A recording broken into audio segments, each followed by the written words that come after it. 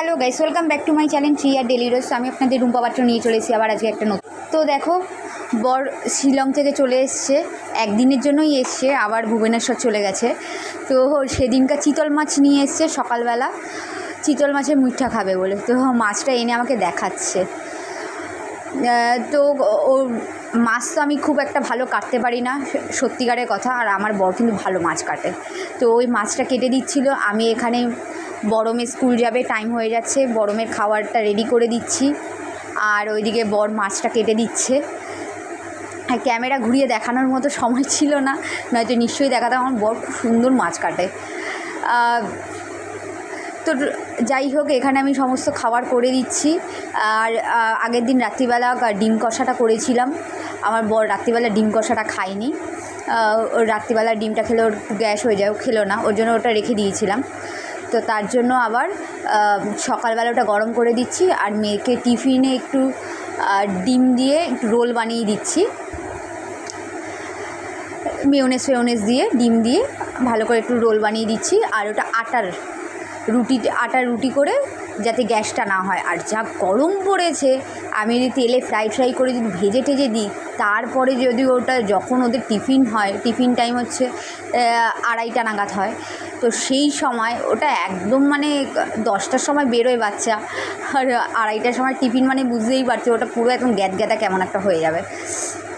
আর যাই হোক, ওরকম ঠান্ডা রোল খেতেও ভালো লাগে না, বাট এইভাবে আমি রুটিন মতো করে দিয়েছি। এতে আমার দুই মেয়েকেই সেম টিফিন দিয়েছি। ছোটো মেয়েকেও ভোরবেলা ওইভাবেই টিফিন করে দিয়েছি, দুজনেই খেয়ে নিবে। তো এখানে দেখো, আমি আবার রান্নাও বসিয়ে দিচ্ছি, যেহেতু বর আজকেই বেরোবে, রাতের ট্রেন আছে, তার জন্য আমি তাড়াতাড়ি করে রান্না করে দিচ্ছি। বিকেলে বেরিয়ে যাবে। আমাদের এখান থেকে হাওড়া যেতে ম্যাক্সিমাম 45 মিনিট, আর যদি জ্যাম থাকে তাহলে 1 ঘন্টা লাগে।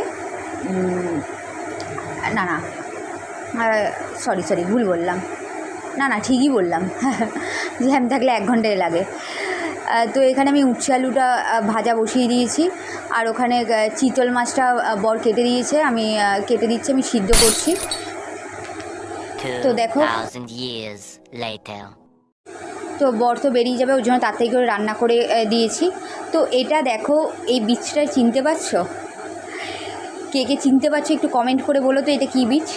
বর গেছে, গিয়ে ওখান থেকে ভিডিও করে পাঠিয়েছে, তাই কিছুটা ভিডিও ক্লিপ তোমাদের সাথেও আমি শেয়ার করে নিলাম।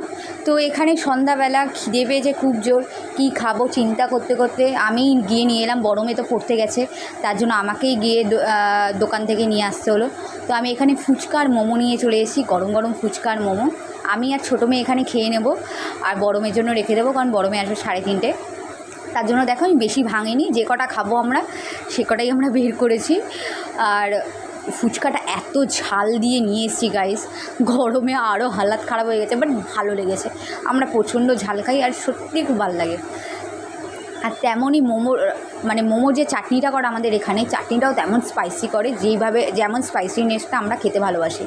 এখনও দেখো ভয়েস ওভার দিচ্ছি, আমার জিভ থেকে জল বেরিয়ে যাচ্ছে।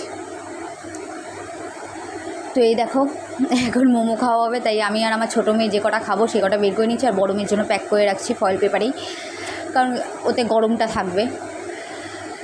তো যাই হোক, এই হচ্ছে আমাদের এর ব্লগটা। যদি ভালো লেগে থাকে তো ব্লগটা লাইক, শেয়ার এবং সাবস্ক্রাইব করে দেবে। আর কমেন্ট করতে কিন্তু ভুলবে না। সারাদিন এই করে বেড়াই, এরকমই ছোটাছুটি চলে।